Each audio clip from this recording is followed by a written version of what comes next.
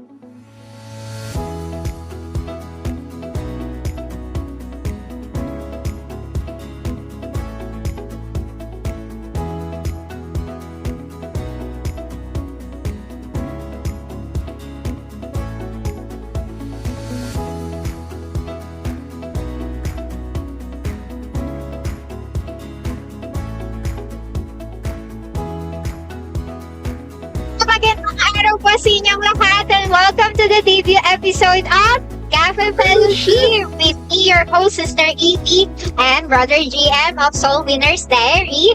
So, welcome po! Shout out sa lahat ng mga nagpapa-shout out! Para lahat po na-shout out na para walang kapatiniwanan. Okay, Brother GM, patingin mo naman ang ating mga viewers for today. For the followers of Soul Winners Diary, we really appreciate your support and your prayers sa pag-share ng videos at ng mga comments. Together, we reach a lot of people. Amen. And yun naman po talaga ang ating great commission. In whatever we do, we always strive to share the message of the gospel. So, maraming salamat po sa lahat ng mga nanonood ngayon at nakikinig sa podcast episode na ito. Please, please, please like and share it with your friends. And sa lahat po na mag-share, nagulat kayo, no? Ngayon ko lang sasabihin na meron po tayong giveaway. May giveaway po tayo sa mapipili po na mag-share nitong episode na ito. So may gift po kayo sa akin, sa kanya, sa ating lahat. Okay. Lahat tayo nabigla. Paka-generous natin. Generous kasi debut episode yun.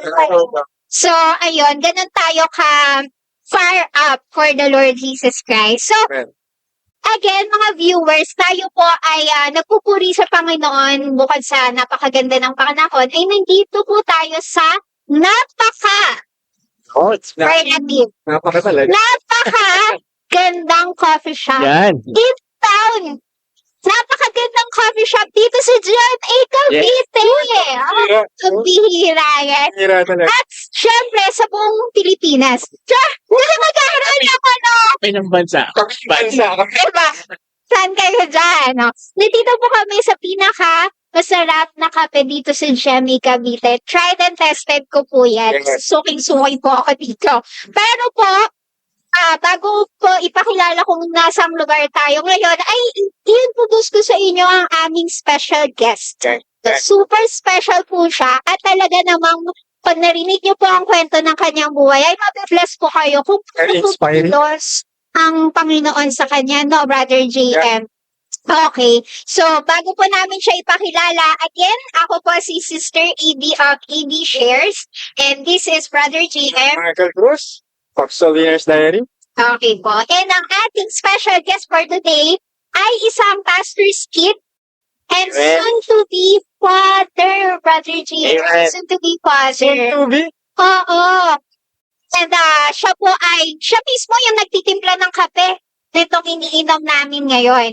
So everyone, let us welcome the CEO and founder. Talagang dapat friend, kinikita natin yan. CEO and founder of Coffee Banza. Let's hear it from Brother John. Hello mga ka-fellowship. It's nice to see you online and kasama po natin tong mga naggagwapuhan at naggaganda. Yan. Yung superlative kasi kanina kaya superlative din dapat tayo. Brother John Efren, why not shout out mo na yung family mo dyan? Oh, this is your chance. Yan, shoutout ko po unang-una yung aking pamilya na nasa likod, tumutulong sa amin. Si Pastor Ariel, si Eunice, si Mama. And syempre yung napakaganda kong asawa. At Amen. yung Amen. baby namin Walang na kukontra nasa Sampaloc ngayon. And Grace Baptist Church, San Jose, San Pedro.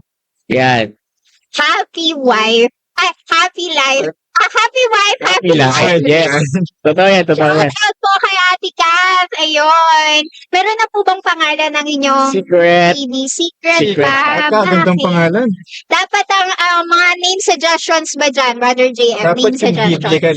suggestions. Magbigay ka isa. Sa babae ba? May gender. Wala pa. Kunwari lalaki. Brother lalaki. JM. Ako naniniwala ako magandang pangalan, John Michael. Yeah. Medyo buhat na rin Walang anong bias na. Man, pag babae, Bell. Bell, Bell lang. Kahit ba't yung Isabel lang. Bakit kaya hindi na lang dyan? Kasi sana mo lang lalaki. Sabi natin biblical, no? Tapos nagkaroon ng mga... Pero actually guys, a biblical conversation talaga to, or biblical fellowship. Ayan.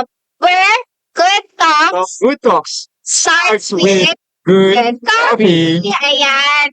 So, sa mga napapagawi po dito sa GMA Cavite, katabi lang po siya ng aming church, Grace Baptist Church San Jose. Ito po ang Coffee Lanza. And super afford nyo po itong mga coffee dito. And talagang, hindi po yan minadali. Tamang timpla para sa tamang tao.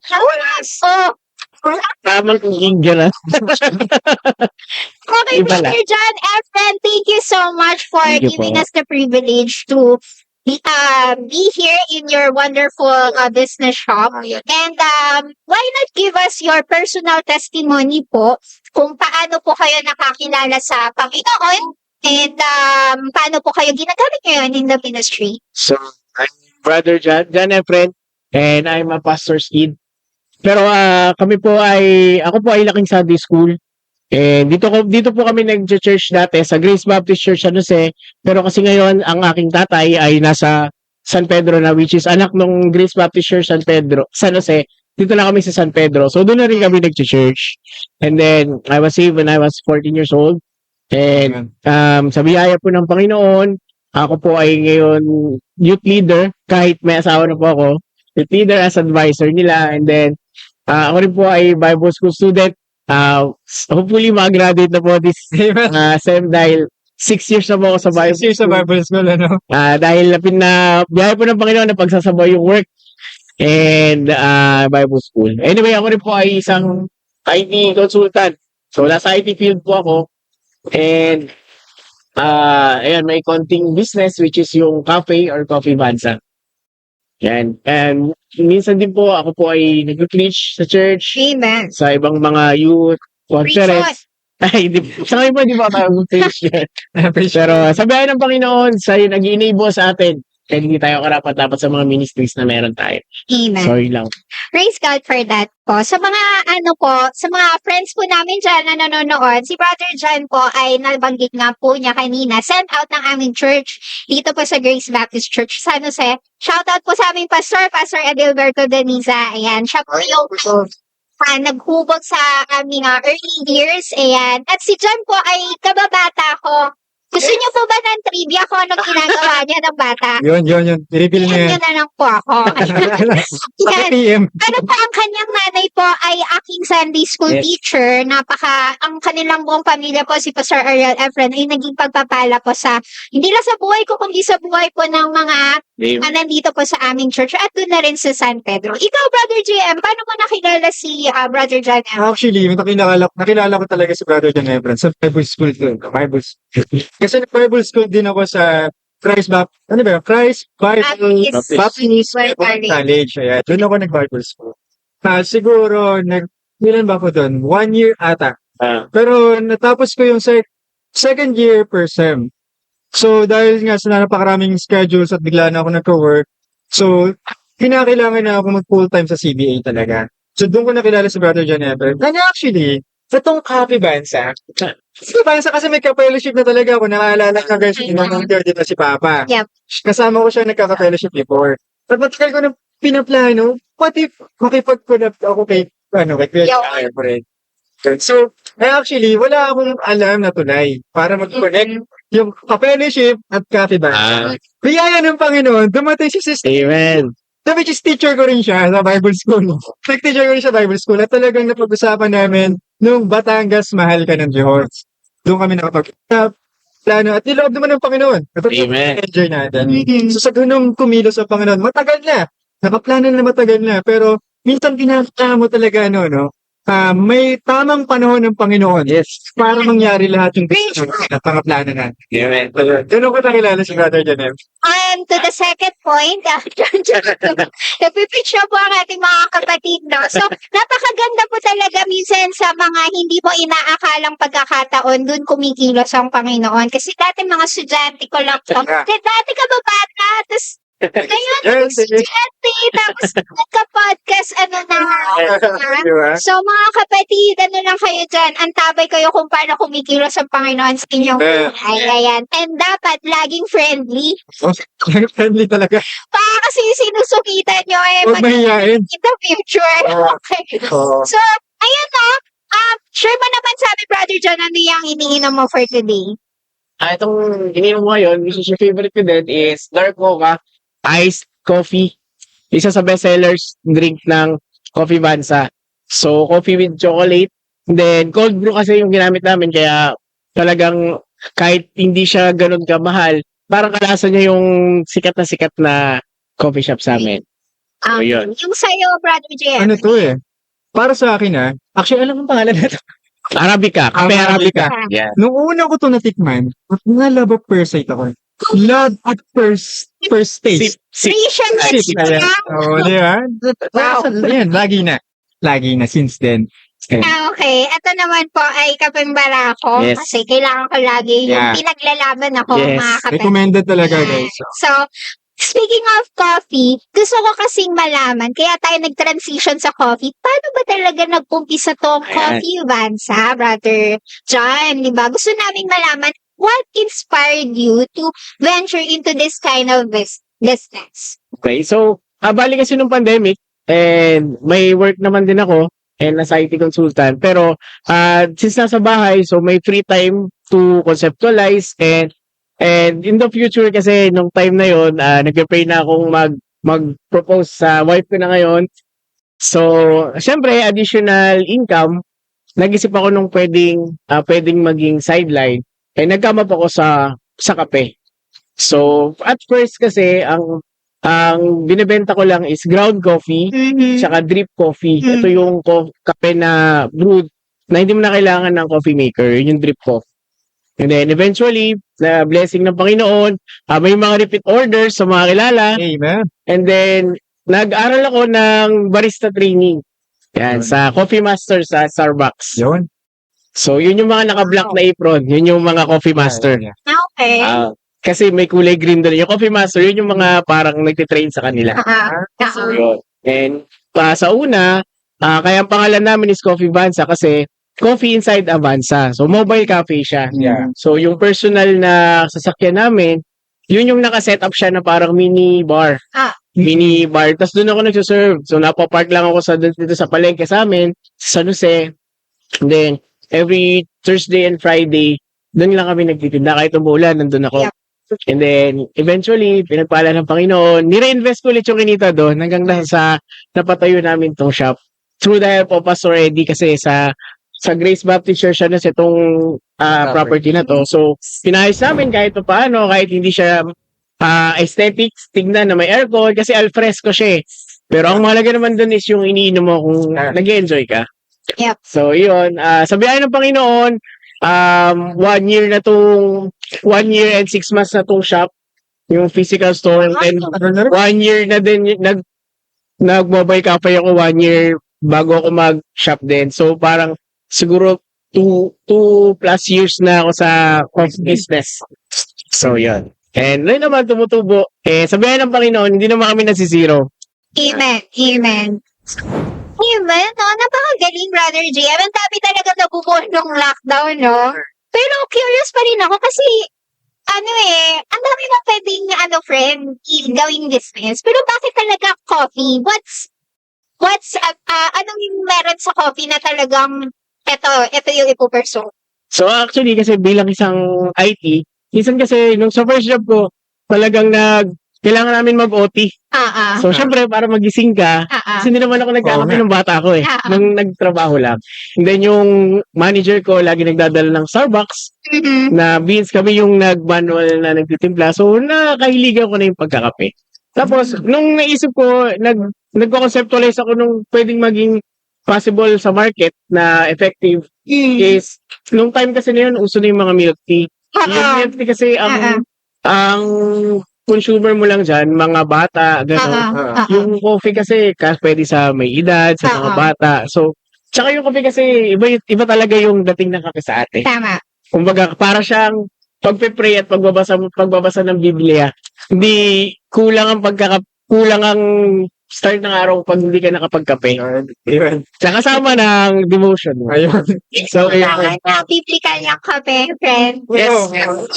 Ganyan. Paano naging biblical? Paano? May book sa Bible. Yeah.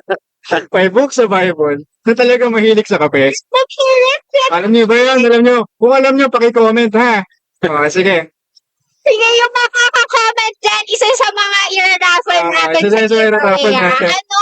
Saang parte sa Bible naging biblical yung pagkakakape? Pagkakape. Bibigyan ko sila ng clue.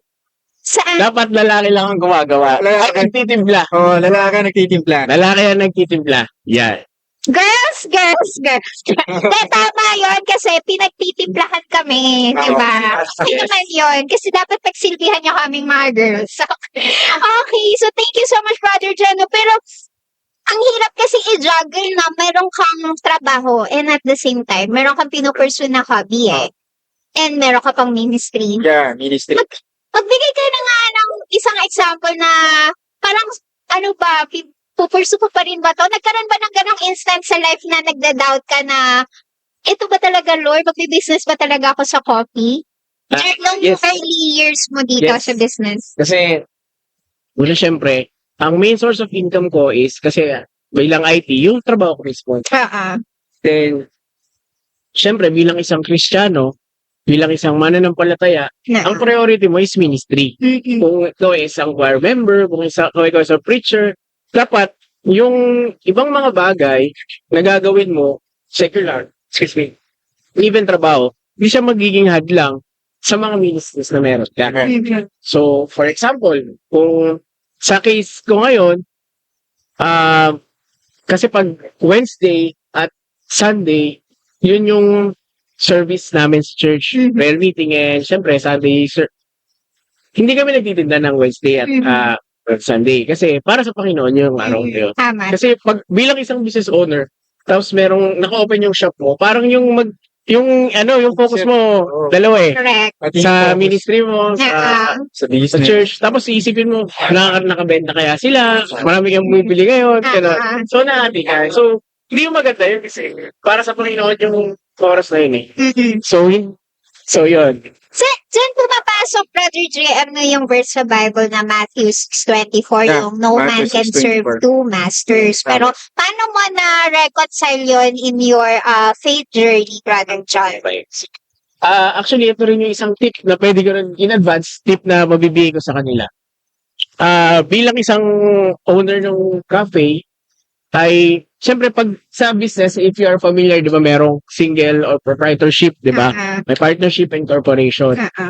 It seems na ako lang yung may-ari or family namin yung may-ari. Pero, in reality, partnership to. Sino yung partner ko? So, ang partner ko dito ay si Lord.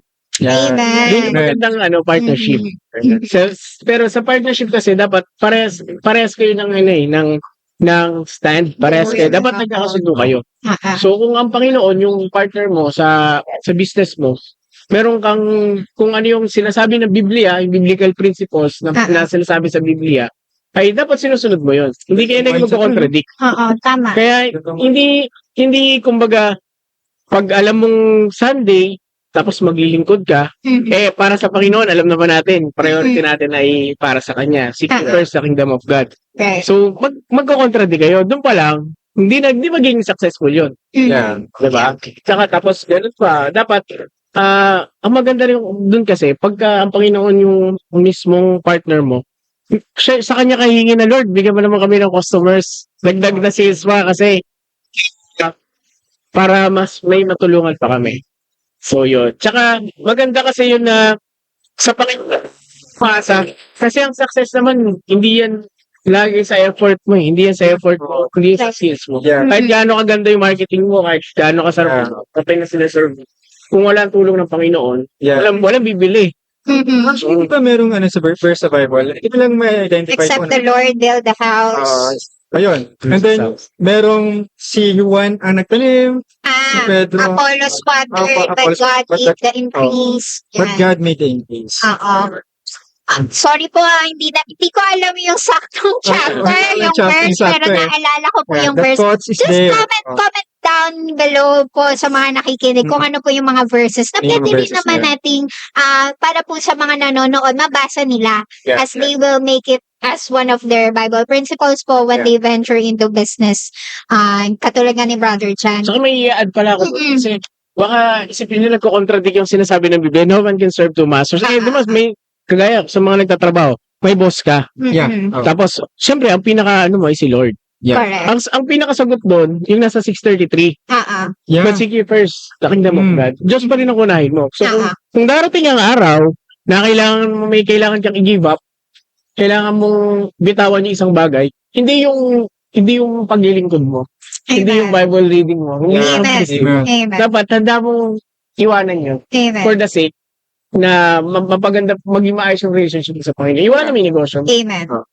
Dito na game, brother. Kaya yun yung partnership eh. Kapag kapartner mo ang Panginoon, kahit sa trabaho, pag ang Diyos ang boss mo, susunod ka sa Kanya. Yeah. Correct. So hindi magko-contradict yun. Oo.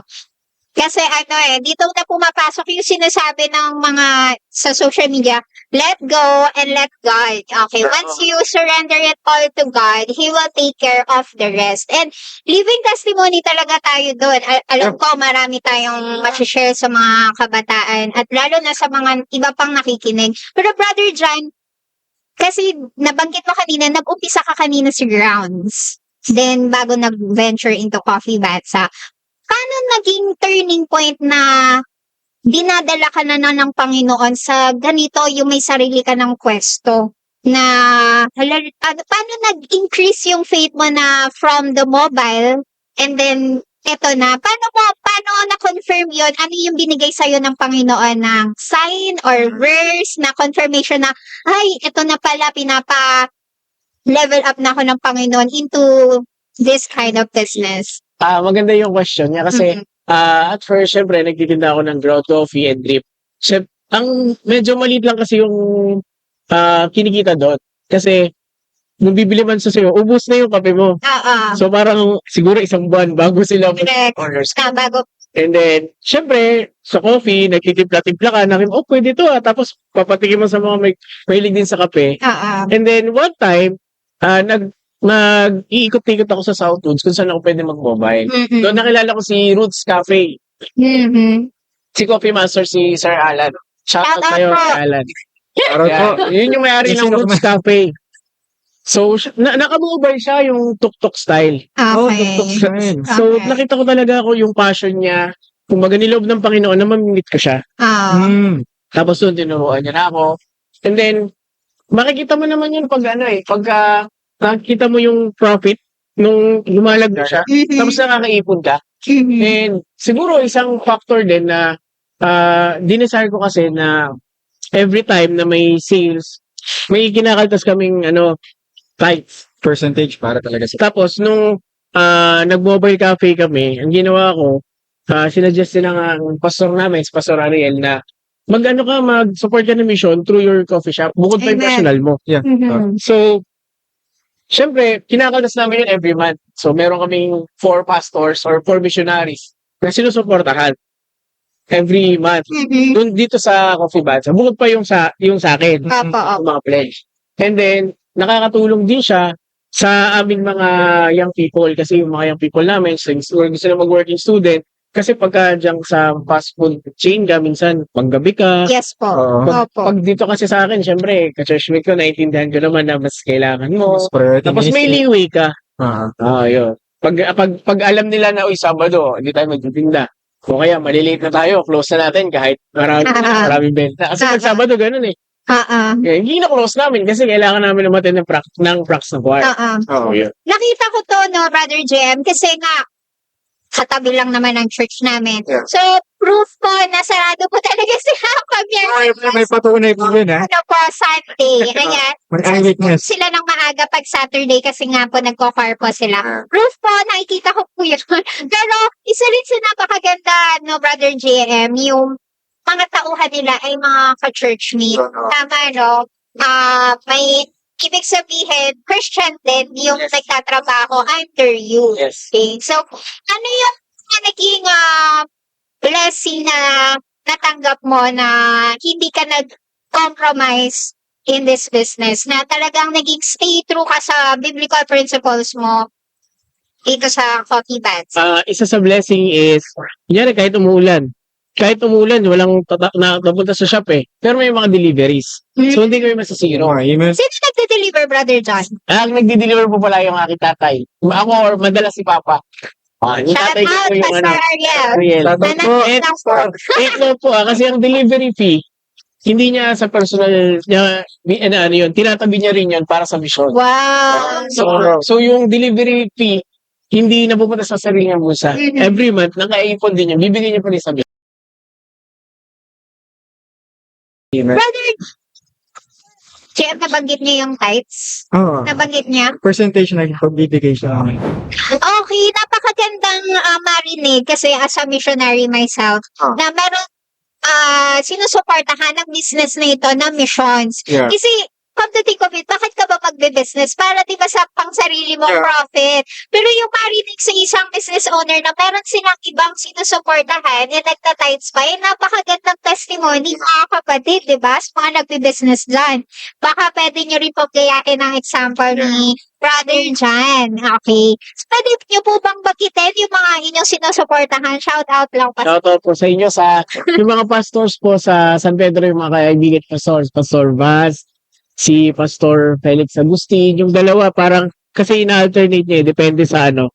Pagka may kailangan na kunyari, medical assistance, kuha siya dun sa ano nung sa Yes. Though hindi naman siya ganun kalakihang malaga, pero in a way nakakabahagi ka sa gawain nila. Kasi hindi naman sa lahat ng pagkakataon kunya nagso-soul winning ka, ministry yan. Pwede ka pa rin naman makibahagi through financial, Correct. prayers. Correct. Yun. Meron pong, ito na naman po tayo sa nakalimutang book sa Bible, pero once na nagbigay ka, naging part ka, rope holder ka ng isang missionary, pag nagbibigay ka po sa mission, so wag niyo pong i-underestimate yung mission giving. Dahil hindi man po tayo makapunta sa lugar kung saan po sila nagme-missions, local man o abroad, pero yung inyong bahagi financially ay napakalaking tulong na po. And So- sa iba din, dagdag ko lang din. Kasi may mga naririnig ako na, kasi di ba may mga church worker na talagang full-time sila na soul winning. Tapos yung iba kasi parang, na-feel ko yun personally, kasi hindi ako makapag-field talaga kasi may trabaho ako. Napaalala din sa akin ng wife ko na sa ibang way ka naman ginagamit ang Panginoon. Yeah. So wag mo mamamalitin na kahit sa financial ka lang. Wag mo sabihin ng kahit. Kasi financial, ano yan, Correct. ministry pa din yan. Correct. Kasi meron din naman sa, tama. Right. Kasi kahit hindi naman niya gawin kung ikaw naman yung nasa field, wag mo naman hanapan yung mga ikaw, hindi ka hindi ka nagsa-soul winning di ba? Ibang ano yun. Kasi sa church naman, isang katawan tayo na may different purpose. Yeah. Si GM, nabanggit mo kanina na nag-full time ka na, no? So, ito ba ay parang na-feel mo ba yung guilt na ano ba, mag-business ba ako or mag-full time? Yeah. Ano yung personal struggle mo with that? Actually, yan, yung business niya, usaping business. At matagal ko na talagang gusto mag-business. But lagi yung question ko, pag ako mag-start ng business, Lord, paano ba kita mabibigyan kapurihan sa negosyong itatayo ko? Kaya. So actually, kung naalala nyo guys, di ba, nag-establish yung Soul Winners Diary ng sariling clothing. So it is a business. Clothing, Christian clothing. But it is not just quotation quotes, blah, blah, blah, blah, blah, na kung anong magagandang salitang verses yung nakasulat sa t-shirt. But it is a gospel. You become a walking tracks. Kumbaga, walking gospel tracks. Diba? Yep. So, ang isip ko, Lord, bawat venture out ng business na itatayo ko, Lord, paano ko itong bibigyan kapurihan? Kaya yun na sinasabi ni Brother John Epore na you should be in partner with Christ or sa Panginoon sa business. Yun yung inisip ko. Hindi ko lang masabi-sabi, hindi ko lang ma-identify. And then, actually talaga, marami rin talagang Christians na hindi nakikita yung nakikita mo Talagang mararanasan yung persecution, mararanasan yung, bakit ganyan yung mo? Ganyan yung ginagawa mo. Kumbaga, marami kasi sa iba is mag-ministry, ministry lang. Doon ka. Pag business, huwag mo pagsasabayan. Iba kasi guys yung yung prosperity gospel. Sabihin yun. Hindi natin nininegosyo yung gawain. Diba? Team build na, kumbaga, nagpa-partner siya na isang purpose. Hindi para pakinabangan yung ministry para sa negosyo. Hindi. So, lahat in correlation, we do business. We do business para supportahan yung gawain. Yes. That is the aim. that is the aim. Actually, ang lunduan nun, dapat lahat ng ginagawa mo, whether sa ministry ka, Yeah. or church worker ka Church worker. full-time, Mhm. whether sa trabaho mo, whether sa business mo, yan ba nagbibigay ng kapurihan sa pangalan? Correct. Yeah. Kasi pwedeng nasa ministry ka, involved ka sa church, Oo. pero ano ka pala, Oo. sa glorification Yeah, ka pala. yung sarili mo. Diba? So, ang lunduan talaga nun, yung lahat ba ng ginagawa mo, magbibigay ng kapurihan sa Panginoon. Mhm. Whatsoever you do, Yes. do it all for the glory of God. Whether you eat or you drink, do it all for God's glory. At kung nasan man po kayo nilagay ng Panginoon, ikaw, nasa corporate world ka, diyan ka mag-ministry. Yeah. Nasa full-time ka, diyan ka mag-ministry. Kunwari, ikaw ay isang teacher, mag-ministry ka bilang teacher. Maganda din yung binanggit mo kanina, Brother JF, na walking track. Kasi ang mga taga-mundo, mga kapatid, hindi nagbabasa ng Biblia, Yeah. but we are the Bible that they are reading. Tayo yung walking Bible. Tayo yung walking Bible. Oo. Kaya makikita nila, do we see Jesus in us? Kaya nga. And dito nga sa business na ito, living proof to, and I've seen it myself kung paano nagkaroon ng pagpapalang Panginoon kay Brother John. Kasi nakita ko rin po mga kapatid kung paano sila nag-start. Kaya nga po may only coffee po ako sa kanila. May nabanggit kasi si Sir Jeff. Mm. May struggles talaga. Hindi Yeah. sa lahat ng pagkakataon. Correct. Marami kang benta. Right. Dalawa, tatlo, 5. Kasi kasama yun. Kasi kung palaging marami kang benta, kahit partner mo ang Panginoon, Yeah. edi magiging ano ka na, mawawasan na ng faith. Ka na, ganon. Kasi minsan paalala sa'yo ng Panginoon yun na, oops, parang medyo nagbibigay ka na ng time sa business kaysa sa akin. Kaya Correct. paalala sa'yo ng Panginoon yun. Nagiging idol mo na ba? Yung Actually, nangyari din tuloy sa akin yun. Yung wala na ako naging ibang focus, kundi business. Yeah. Kahit magandang intentions, nangyari rin sa akin yung ganung struggle. Mhm. Wait lang, parang nawawala na ako sa Maintain. sa linking. Parang isip ko na lang business. Parang ganun. Correct. Kaya darating din sa point na kanya, nagnegosyo. Kaya conceptualize ka, hindi ka makakatulog. Oh, Kasi iisipin mo yun. Tapos minsan, parang unfair nga nun, pagdating sa ganun, bagay, conceptualization ng negosyo, strategy, hindi ka nakakatulog. Tapos, yeah. tapos wala ka ng time sa Panginoon. Aha. Yun naman yung dapat nating iwasan. Correct naman. Parang kang tumatawid sa alambre. Siyempre, oo. Para mabalanse mo yun. Kasi dapat hindi lumamang yung mga mundong bagay. Oo. Kumbaga, dapat nasa tamang timpla, may tamang asukal, may tamang creamer, o kaya just plain lang. Parang Plain kape. Jesus lang. Parang kape lang. Para ako Pwede ba? ko, no? Dapat balance. Wala, para tamang-tamang timpla, matapang pa. Di ba? Okay, mga kapatid, nakikita niyo po ba tong kape na nandito? Ito rin po ay product ni Brother JM. Yeah. Baka po pwede niyo, Brother JM, konting introduce naman. Ano Ayan. bang klaseng product meron So tayo actually, dito? kaya talaga nag-start yung podcast na ito, no? Yung ka-fellowship na to. Dahil kay Brother Junias, shoutout sa'yo, Brother Junias. Dahil tinawag niya ako na, oh, sino ang ka-fellowship mo? Business-minded ako. Wait lang, kape? Tapos nagpa-fellowship? Hi, Junias. Brother Junias, ayos na. Kinamayan Right. ko talaga si Brother Junias nun. Okay ang kape at saka fellowship. Kaya sinimulan namin ni Papa, nag-produce kami ng kape. Guess natin si Junias Oh, si next Junias time. next Yes, time. pwede. Ano pa, Batanggenyo ako. Yung kape sa Batangas, rice coffee. Oo. Talagang good yung ginagawa nila. And then at the same time, di ba nga, good conversation starts with a good coffee. Yeah. So healthy. Healthy yung conversation, which is salita ng Panginoon. At healthy rin yung iniinom na coffee. Di ba? Kaya napaka talagang, it starts with just an idea. Na, dahil meron lang isang nagsabi sa'yo, minsan talaga ang Panginoon bibigyan tayo ng idea, surprise eh. Bibigyan tayo ng surprise. At magiging blessing. Tingnan nyo, dahil lang sa sinabi ni Junias. Junias, iba ka. Kape, Kaya sa'yo ako eh. nabuo itong segment na to. Okay. Simple lang. Ayan. Okay.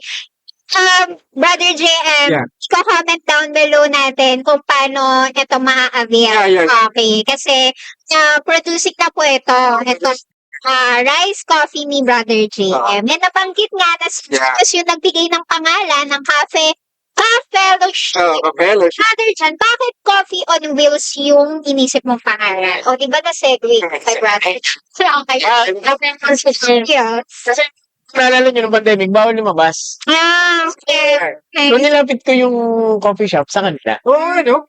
Tama. Coffee on Wheels. Parang siyang concept nung nagtitinda ng fishball. Correct. Naman sila. Parang nagtitinda ng balot na. Minsan nakita ko naka-motor na sila ngayon eh. So, parang ganun lang din siya. Ang sa atin lang, kape. Then eventually, napunta nga sa coffee. Cafe na. Mini cafe na. Okay. Rice coffee, ito. Yeah, rice Ilang coffee. beans, Sir John, kung pwedeng malaman. Sige, meron akong 3 beans. Which is locally sourced lang to ha. Mhm. Kaya mas mura siya compared sa ibang shop. Kasi ang binibilhan ko ay local coffee farmer sa Pilipinas. Yeah. Mhm. Ang kape kasi is it takes 9 to 12 months bago makapag-produce ng fruit. Mm. So, kapag bibili ka ng local coffee, nakatutulungan mo yung mga farmers natin. So, yun, meron akong kape Arabica, which is galing Benguet. Mhm. Tapos, kape Barako, galing Batangas. Robusta, galing Kalinga. So, sa lugar lang natin. Mhm. Then, bibigyan lang konting trivia. Okay. Yung, kaya matapang ang Barako Okay. sa Batangas. Okay. Kasi ang ginagawa daw kasi nila dyan, kaya may bisita. Yeah. Naglalagay na sila nung coffee beans or nung ground coffee sa isang takure. Oh, actually, madami yun. Oo. Kaya pagka may bisita sa Batangas, kape ka muna. Tapos i-refill lang nila yon ng another ground coffee. Tama. So parang habang tumatagal, matapang talaga siya. Dumadami. Oo. Kaya matapang talaga ang kapeng Barako. Saka ang dami Ng Batangas, Oo. Kasi sinasakot na lang yung tasa. Oo. Ganun kadami. Ganun siya. Wow. Kumbaga habang tumatagal, kunyari bang ilang bisita ka na, wala, 5 ka na, talaga, nasa tapang na yan. Ganun yun. Bestseller. Okay. So, ano pang inaantay niyo mga kapatid? Punta na kayo dito sa GMA Cavite. Along the highway lang yan. Coffee bags. Okay. So, Brother John, bukod sa hot coffee, ano pa po yung binibenta niyo dito sa coffee bags? Meron kaming coffee, syempre, tapos iced coffee, hot or cold. And then meron din kaming non-coffee, milky fruit drinks na meron talaga siyang fruit bits, strawberry, blueberry, mango. And fruit tea. Yung sa iba kasi tubig lang eh. Sa amin may tsaa talaga siya. Yung fruit tea siya may Saan tsaa. ka pa? Pati yung milk tea, may tsaa din yun. Okay. And may snacks din kami, like chicken poppers and fries, hotdog sandwich. And yung cheese sauce nun ay homemade. Kami yung gumawa. And then, pastries. Yun. Yun. Meron din kaming ground coffee. Mag-order lang kayo sa amin in advance. Yung coffee on wheels. Yung coffee on wheels pa din, meron pa din kami. Plus, yung rice coffee ni Yeah, Brother ito naman. JM. Napaka-healthy din, mga Ito nga pala guys, actually, ito, ang layunin talaga nito. Parang kumbaga, hindi ko lang kung 25% ata, kasi magpo-produce pa lang ulit. 25% yan is mapupunta talaga sa mga missions. Amen. Amen. Yun talaga yung ano niya. Yun Okay. yung purpose niya kung bakit namin siya sinimulan. So, to conclude this very interesting topic, and sa mga nakikinig dyan, thank you for staying with us. Sa mga hindi pa like lang po and share it with your friends kasi sa mga ngayon lang nakinig ay may pag-giveaway po kami. So, may raffle po kami sa mga nakinig po nito, sa mga nag-share. Pipili po kami ng mga top 3. Okay.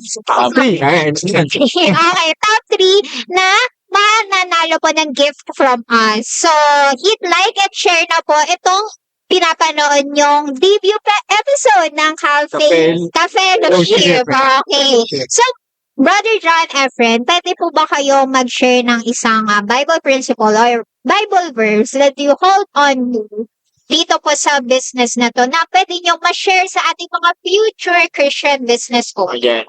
So, Bible verse na pwede ko i-share. Yun din actually yung live verse ko. Matthew 6:33. So, but seek ye first the kingdom of God and His,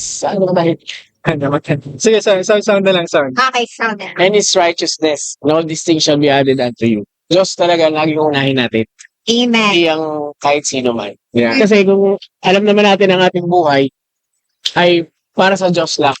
Yeah. Ang stewardship of life, kung may-ari ng buhay natin, source of life, ay sa Diyos lang. Amen. Kaya, kung darating ang pagkakataon na, kung kalooban ng Panginoon, lahat ng meron ka, magandang sasakyan, bahay, and even your life, para sa kapurihan ng Panginoon, dapat willing kang ibigay sa Kanya. Amen. Yeah. Brother JM, any Bible verse na pwedeng ma-share? Sa akin, lagi nyo ito naririnig. Colossians chapter 3, verse 8. Mhm. So, whatsoever you do it heartily, as to the Lord and not unto men. Mhm. So, my advice is, gawin natin, ano naman yung mga bagay na gagawin natin, gawin natin ng buong puso para sa Panginoon. Hindi para Amen. sa kapurihan ng tao o para ma-please ang tao. And then, always remember that life is not like a math. Mhm. Kumbaga na, kapag ginawa ko to at ginawa ko to, ito yung ini-expect kong magiging resulta. Ah. Sometimes talaga God always surprise us. Mhm. So, Diyos ang lagi nagpapalago. Lagi natin tatandaan. Okay. Nabanggit mo yung paglago kasi sabi sa Deuteronomy 8:18, "But thou shalt remember the Lord thy God, for it is he that giveth thee power to get wealth, Yeah. Yeah. that he may establish his covenant, which he sware unto thy fathers, as it is this day." So, wala po tayong magagawa kung tayo-tayo lang, mga kapatid. Yes. Ang Panginoon pa rin po ang nagbigay ng buhay at ang pagkakataon na makapaglingkod sa Kanya. The Yeah. fact na nandito pa po tayo, ibig sabihin, meron pa po tayong kailangang i-fulfill na kalooban ng Panginoon. Kasi dalawa lang po yan, mga kapatid. It's either you frustrate the will of God or you fulfill the will of the Lord. So, saan po kayo dun? Sana yung the latter part, which is fulfilling the will of God. So, amen, no? Napakaganda. Amen. Yung episode na bless ako. Amen. Kasi nabusog ako sa ating coffee Coffee. na pinaglalaban talaga. Laban. Laban natin. Maraming salamat po, Brother John Efren, Amen. for Salamat having po. us here in Coffee you, guys. Concepts. Any last words dito lang sa episode Hindi sa buhay, ha? message sa ating mga kapatiran na nakikinig. Yan. Ano lang naman, simple lang ang buhay. Ang buhay natin para sa Diyos lang. Amen. So, kung ano yung ibibigay sa yung pinapagawa natin sa'yo, gawin mo lang. Sa mga Yeah. nag-business naman, for example, or even sa work nyo na parang nag-struggle tayo, Mhm. i-check muna natin kung bakit tayo nag-struggle. Yeah. Dahil ba sa, baka meron tayong nagawang kasalanan or Yeah. baka Yeah. naman testing yun. Correct. Huwag tayong susuko agad. Lalo Correct. kung kasama mo ang Yeah. Panginoon. Amen. Kasi ang makikita natin, di ba sa Bible, kasama ng Panginoon yung mga alagad. Di Mhm. ba na natutulog siya? Ah, ah. Dapat hindi sila babagyuhin kasi kasama nila ang Diyos. Yeah, Amen. yeah. Pero ibig sabihin, kahit kasama mo ang Panginoon, may madadaanan tayong struggles. Right. Bagay sa buhay natin. Mhm. Ang mahalaga lang doon, hindi sila pinabayaan ng Panginoon. Amen. So, wag tayo mag-expect na pag sumusunod tayo sa Panginoon, Walang challenges. walang Ah, ah. challenges. Meron pa din. Ang mahalaga naman doon, itatawid ka ng Panginoon doon sa Yeah. purpose mo. Itatawid Para sa sa kanya. landas. Para sa kanya Amen. Amen. Take it away, Brother JM, as we close this episode po. Last words. Ano Dito ba? lang, Dito lang last sa segment. Sa segment na to. Okay. Para sa akin, sa mga magbi-business, if a person nyo yung business, always analyze yourself bakit mo to sisimulan. Mhm. Gagawin mo to para magpayaman. Pwede ka namang magpayaman ng nagtatrabaho. Pwede ka Ah, ah. namang magano. Pero ano ba talaga para maging mataas ka from the rest? Kasi Ah, ah. kapag nag-business ka talaga, nandyan yung prosperity talaga eh. Nandun Ah, ah. Pero kung ang idea mo ng pagninegosyo ay para lang maging mataas, mali yung mindset na yun. Ah. Kaya ka magninegosyo dahil meron kang tamang heart, tamang Mhm. mindset na gusto mong makatulong. Diba? Amen. Kasi actually, diba, kung gusto mong maging blessing sa iba, bigyan mo sila ng trabaho. Parang ganun yun eh. Mhm. Kumbaga, diba? Kaya hindi dapat sa pagninegosyo yung isip natin na parang baka para Yung maging negosyo lang eh. negosyo, Oo. hindi. Kundi para maging May blessing. divine Oo, purpose. may different Solutions. purpose. Oo. Oo. Set your affection. Set your Correct. Yan. Sa heaven. Oo. Kasi sa heaven, bound naman tayo. Okay. Correct. Kahit sobrang yaman mo, iwan mo din yan. Mhm. Oo. Amen. So, anong mga kapatid, no? This is a living example, Brother John's testimony and Brother JM's testimony, na hindi hadlang ang pagkakaroon ng business Amen. sa paglilingkod sa Panginoon. Yes, amen. Baga, ito rin ay pwedeng maging extension of your Yes. ministry or ito yung kalooban ng Panginoon sa Yes, iyong amen. buhay. So, pwedeng maging pagpapala ka sa ibang tao at yung testimony mo ay magiging testimony din ng mga nakakakita nun. Kasi, wow, I saw Jesus in them. Kung ginawa ng Panginoon sa kanila, gagawin din ng Panginoon sa akin. So, Mga kapatid, maraming salamat for staying with us. Kung nandito ka pa rin habang nandito ka pa rin sa episode na to, sana nilike mo to and share mo ito sa iyong mga friends kasi baka malay mo ikaw yung mapili namin makakuha ng Sana all. giveaway. Sana all pinili. And syempre, kung ito yung debut episode, hindi Yeah. ito yung last. Yeah. Simula. Punta po kayo sa aming announcements Yeah. kung kailan po yung susunod naming ka-fellowship Ka-fellowship. with Brother Yeah. GM ng Yeah. Soul Winners Diary. And dito pa rin, di ba? Sa Yes. Coffee Coffee Bansa. Bansa. Yan ang matatagpuan mo lang dito sa GMA Cavite. So pumunta ka na kapatid. Saan ka pa? Okay. Libre kita. Pupunta ka na. Wag mo lang kasi dyan. Ayun. Wala naging dyan. So, again, thank you so much and I hope you'll be with us in the next episode of Ka-Fellowship with your host, Sister EP and Brother GM, where good talk starts with Good. good coffee. Thank you, to God be the But I glory. think sabay-sabay yung May the Lord find us favor. Okay, sige. Okay, 1, ready, 2, 3, go. May the Lord find find us faithful. Bye.